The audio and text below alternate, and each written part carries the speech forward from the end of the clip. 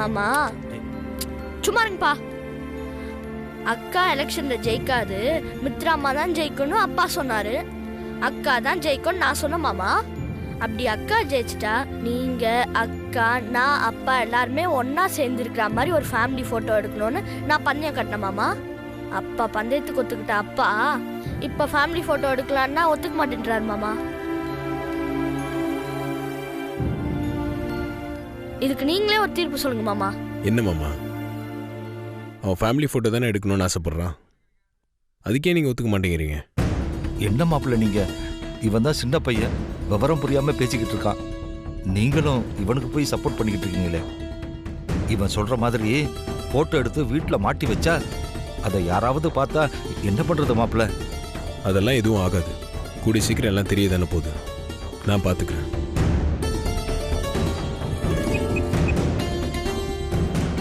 சொல்லுங்க sir. Hello, ஒரு family photo எடுக்கும். Okay sir. கொஞ்சம் வீட்டுக்கு வர முடியுமா? வீட்டுக்கு தானே வரேன் சார். வீடு நான் நம்ம வீடு இல்லை, இங்கே அவுட்டர்ஸ் வந்துருங்க. அப்படியா சார்? ஒரு 20 மினிட்ஸ் ஆகும், வந்துடுறேன் சார். சரி, சீக்கிரமா வாங்க. Okay sir. தேங்க்ஸ் மாமா. சரி, சீக்கிரமா போய் ரெடி ஆகுங்க, வந்துருவாங்க. அக்கா அக்கா அப்பா வாங்க.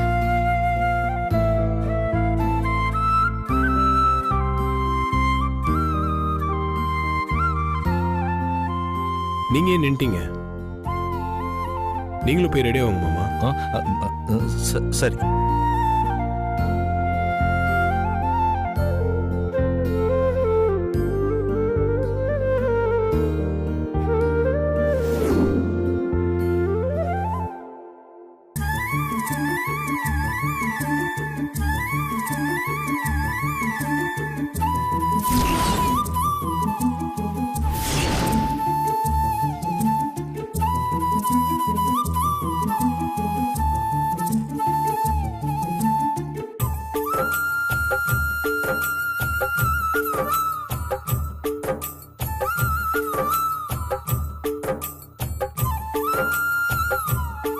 மாமா நானும் ரெடி. சரி, என் மாமனார் ரெடி ஆயிட்டாரான்னு போய் பாரு. அப்பா அப்பா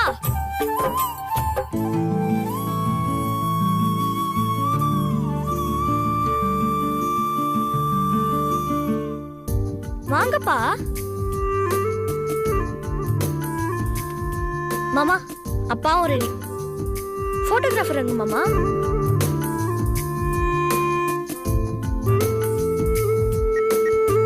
சார் வாங்க. ஏன் அவ்வளோ லேட்டு? டிராஃபிக்ல மாட்டிக்கிட்டேன் சார், அதான் லேட்டு.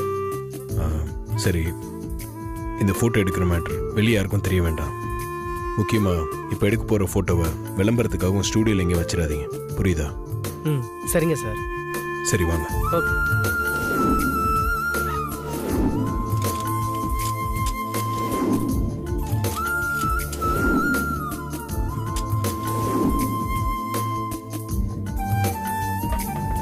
டேய், சேர் எதுக்குடா?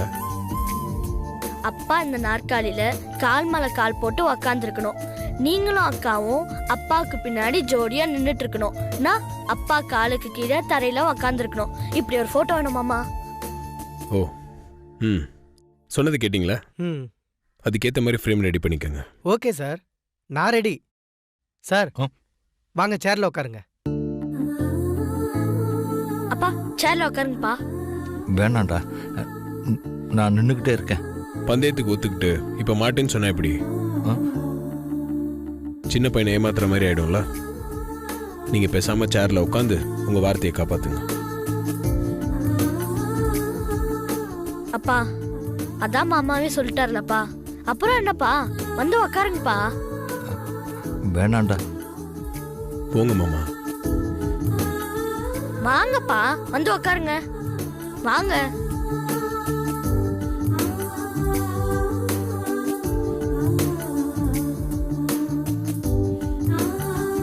சார் நல்லா சாஞ்சி உட்காருங்க சார். இல்ல பரவாயில்ல.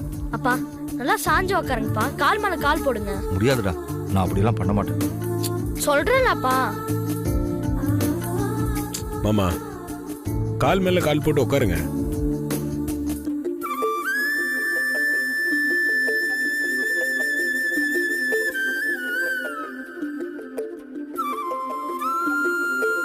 அது அக்கா வந்து நில்லுக்கா.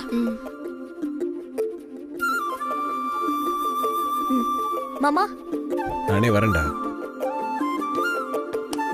உட்காரு.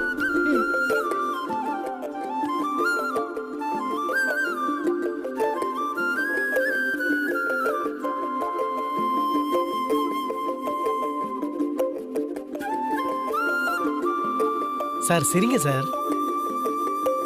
சார் நீங்களாம் ஓகே சார். ஆனா சேர்ல உட்காந்துட்டு இருக்காரு, உம்முன்னு இருக்காரு. கொஞ்சம் சிரிக்க சொல்லுங்க சார். அப்பா சரிங்கப்பா. அப்பா சரிங்கப்பா. சார் சரிங்க சார். இப்ப அப்பா சிரிக்கணும் அவ்வளவுதானே? இப்ப பாருங்க. சிரிப்பா சிரிங்க. சிரிங்கப்பா. நல்லா ஸ்மைல் பண்ணுங்க. ஸ்மைல் பண்ணுங்கப்பா. சிரிங்க. சிரிங்க. சிரிங்கப்பா.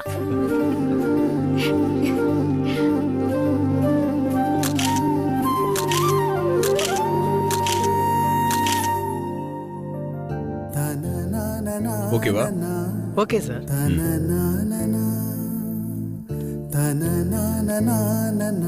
முடிஞ்சு எந்திரிங்கப்பா.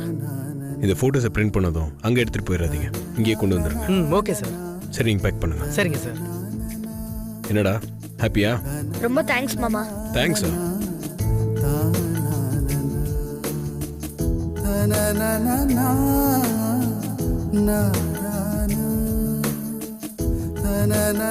சார் நான் கிளம்பிட்டு சார். போயிட்டு வாங்க. Okay sir.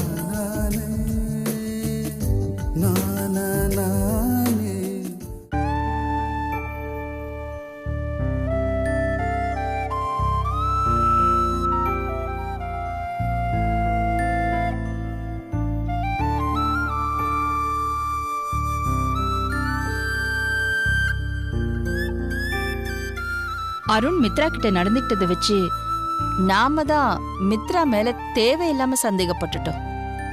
மித்ரா நாகபுரி வம்சத்தை சேர்ந்தவ இல்ல.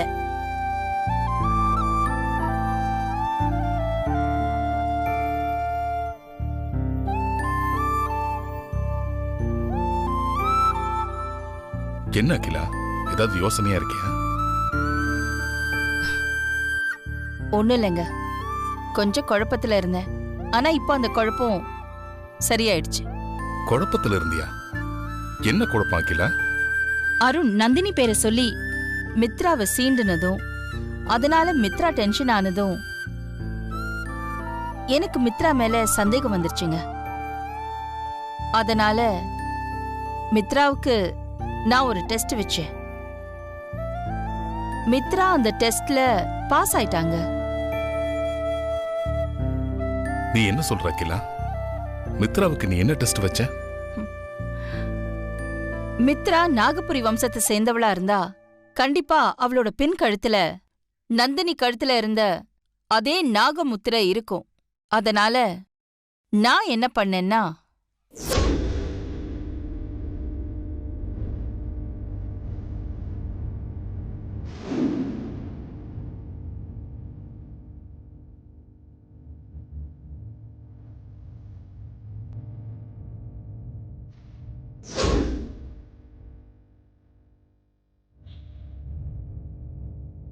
அகிலா, நான் ஒன்னு சொன்னா நீ தப்பா எடுத்துக்க மாட்டியே?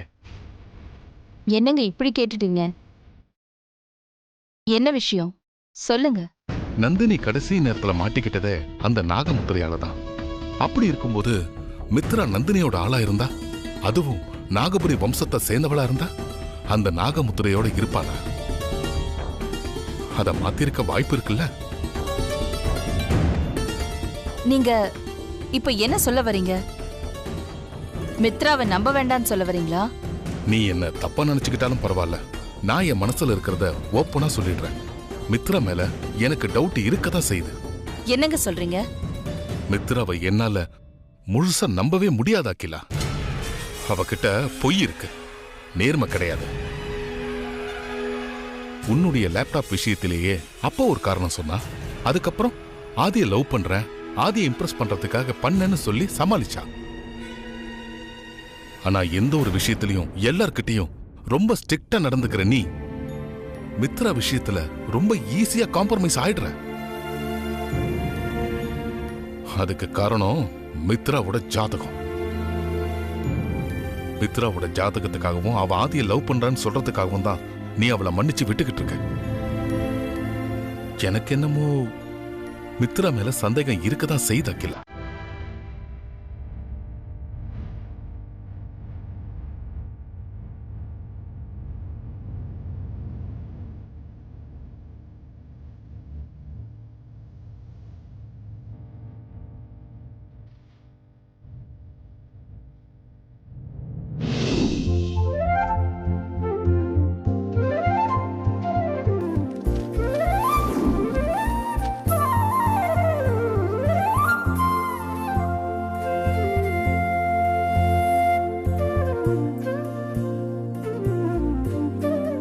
சும்மா சொல்லக்கூடாது.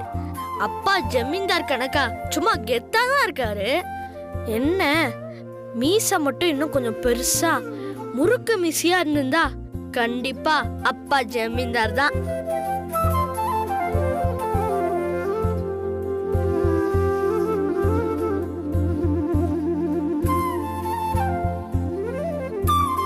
கணேசா, என்னடா போட்டோ மாதிரி இருக்கு?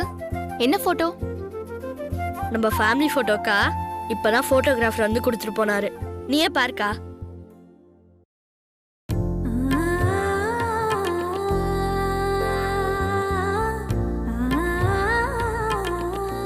ஃபேமிலி போட்டோ ரொம்ப நல்லா இருக்குல்லக்கா? சூப்பரா இருக்கு. குடுக்கா, எங்க மாட்டலான்னு பாப்போம். இங்க பாருக்கா, எப்படிக்கா இருக்கு? இங்க வேணாம். அங்க மாமா போட்டோ இருக்கு. இந்த சைடு அவ்வளோ. இப்ப பாருக்கா, எப்படிக்கா இருக்கு? அப்படியே வீட்டுக்குள்ள வரவங்களுக்கு கிளீனா தெரியும்க்கா. இந்த போட்டோ எடுத்துடலாம்.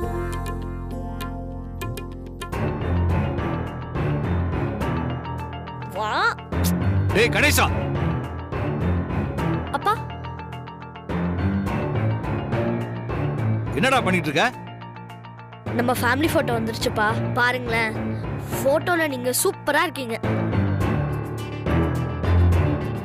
இந்த ஃபேமிலி போட்டோவை ஹால்ல மாட்டி வச்சா சூப்பரா இருக்கும்பா. அதான் எங்க மாட்டுறதுன்னு ஐடியா பண்ணிட்டு இருக்கோம். நீங்களே சொல்லுங்கப்பா, எங்கப்பா மாட்டலாம்? எங்கேயும் மாட்ட வேண்டாம். முதல்ல இந்த போட்டோவை எடுத்துட்டு போய் பெட்டியில வை. அப்பா, என்னப்பா பொட்டியில போட்டு வைக்கவா? நான் இவ்வளோ கஷ்டப்பட்டு போட்டோ எடுக்க வச்சேன். ஆல்லே மாட்டி வைக்கலாம்ப்பா. உனக்கு கொஞ்சமாவது அறிவு இருக்காடா? இத ஹால்ல மாட்டி வச்சு இந்த போட்டோ யாரு கண்ணில் பட்டா என்ன ஆகுறது? கொஞ்சமாவது யோசிச்சு பாத்தீங்களா? அப்படின்னா ரூமுக்குள்ள மாட்டிடலாமாப்பா? ரூமுக்குள்ளதான் யாரும் வரமாட்டாங்கல்ல, யார் கண்ணிலையும் படாதுப்பா. அதையெல்லாம் எங்கேயும் மாட்டக்கூடாதுடா. பொட்டியில போட்டு வைன்னு சொல்லிட்டேன், அவ்வளவுதான். என்னப்பா வெளியில மாட்டினா வரவங்க யார் கண்ணிலையாவது படம்னு சொன்னீங்க. அது கூட ஓகே. உள்ள வந்து யாருப்பா பார்க்க போறா? ஏன்பா உள்ள கூட மாட்டக்கூடாதுன்னு சொல்றீங்க? டேய் கணேசா, நீ விளையாட்டா பந்தயம் கட்டி வைராக்கியமா போட்டோ எடுத்துட்ட. ஆனா இந்த போட்டோ விஷயம் வெளியில தெரிஞ்சா என்ன நடக்குமோ ஏது நடக்குமோன்னு நான் ஒவ்வொரு நிமிஷமும் உயிரை கையில புடிச்சுக்கிட்டு இருக்கேன். தெரியுமாடா உனக்கு? பா, ஆரம்பத்துல இருந்தே உங்களுக்கு ஃபேமிலி போட்டோ எடுக்கிறதுக்கு விருப்பமே இல்லை. மாமா கட்டாயம் படுத்தினாலதான் இந்த போட்டோ எடுக்கிறதுக்கே நீங்க ஒத்துக்கிட்டீங்க. உங்களுக்கு விருப்பம் இல்லாம எடுத்த இந்த ஃபேமிலி போட்டோவை மாட்ட விடக்கூடாதுன்னா ஏதேதோ சாக்கு போக்கு சொல்லி எங்களை தடுக்க பாக்குறீங்க. படவா ராஸ்கல், நான் என்ன சொல்லிக்கிட்டு இருக்கேன், நீ என்ன சொல்லிக்கிட்டு இருக்க? வர வர உன் வாய் ரொம்ப அதிகமா பிடிச்சு.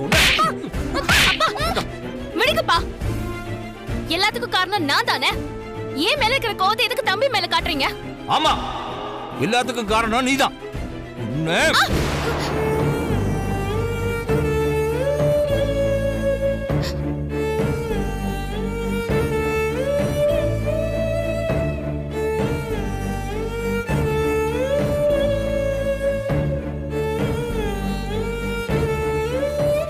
உன்னை நான் இப்போ எப்படி அடிக்க முடியும்? நீ இப்போ என் பொண்ணு இல்லையே. பெரிய தம்பி பொண்டாட்டி, எனக்கு முதலாளி அம்மா. உன்னை எப்படி என்னால அடிக்க முடியும்? அது மட்டுமா, இப்போ நீ சமயக்காரி இல்ல, எலெக்ஷன்ல நின்னு, அதுவும் அம்மாவுக்கு எதிராக நின்னு போட்டியில ஜெயிச்சு பெரிய பதவியில இருக்க. ஆபீஸ்ல இருக்கிறவங்க எல்லாம் உங்ககிட்ட பணிவா நடந்துக்கிறாங்க. நீ ரொம்ப அவசரத்துக்கு போயிட்டே இல்ல. நான் சாதாரண டிரைவர், உன்னை நான் எப்படி அடிக்க முடியும்? ஏன்பா இப்படி எல்லாம் பேசுறீங்க? நான் எவ்வளவு உயரத்துக்கு போனாலும் உங்க பொண்ணுதான்ப்பா. அதுல எப்பவும் எந்த மாற்றமும் கிடையாது. இவன் தான் சின்ன பையன், புரியாம நடந்துக்கிறான்னா இவன் கூட சேர்ந்துகிட்டு நீயும் நிலைமை புரியாம நடந்துகிட்டு இருக்கிய. இப்போ என்ன சூழ்நிலையில நாம வாழ்ந்துகிட்டு இருக்கோம் தெரியுமா? ஒவ்வொரு நாளும் எப்படி விடியும், என்ன நடக்கும்னு தெரியாம பயந்து பயந்து தான் வாழ்ந்துகிட்டு இருக்கோம். உன்னை பத்தின உண்மை தெரிய வரும்போது நாம இந்த வீட்டை விட்டு, ஏன் இந்த உலகத்தை விட்டே போக வேண்டியதா கூட இருக்கலாம். அதை பத்தி எல்லாம் யோசிக்காம ஃபேமிலி போட்டோ மாட்டணும்னு துடிச்சுக்கிட்டு இருக்கீங்களே. மன்னிச்சிருங்கப்பா, தம்பி ஏதோ தெரியாம பண்ணிட்டான். நாங்க போட்டோ எல்லாம் மாட்டலப்பா. நீங்க போய் முகம் கழுவிட்டு வாங்க, நான் சாப்பாடு ரெடி பண்ணி வச்சிருக்கேன், சாப்பிடலாம். எனக்கு சாப்பாடு வேண்டாம், ஒண்ணு வேண்டாம். சாப்பிடுற மனநிலைமையில நான் இப்போ இல்ல.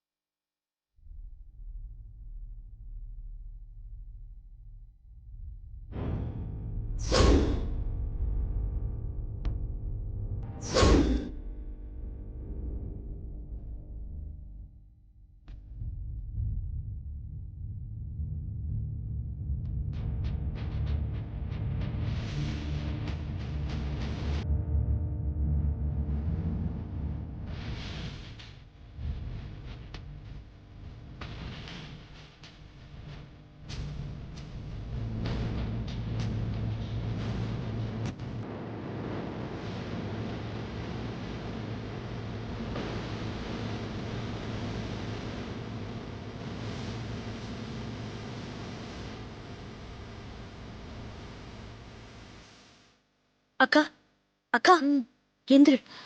என்னடா? எந்திரு. என்ன? பாக்கா வா. எங்கடா? வா வா வா.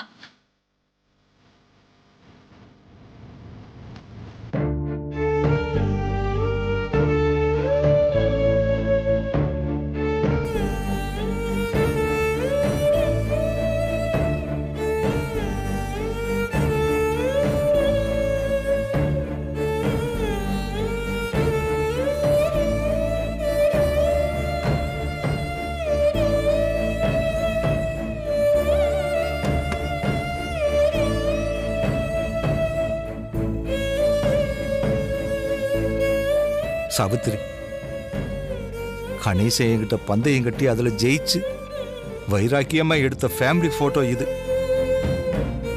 ஃபேமிலி போட்டோ நல்லா தான் இருக்குது, ஆனா இதுல ஒரே ஒரு குறை இருக்கு சாவித்திரி.